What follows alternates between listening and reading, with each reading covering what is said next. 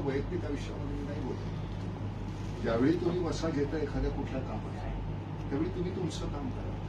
ह्या कामामध्ये काय चुकीचं आहे आणि काय वाईट आहे त्याच्याबद्दल आपण बोलतो.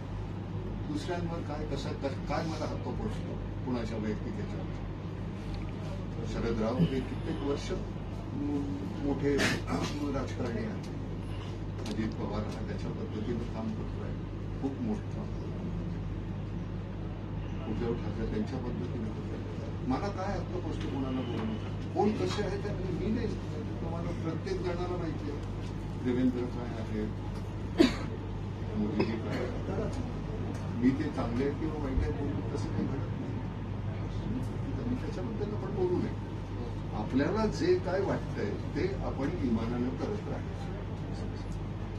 अतिशय सातत्यानं इतकी वर्ष, आता 50 वर्ष झाली नाटक सिनेमा 50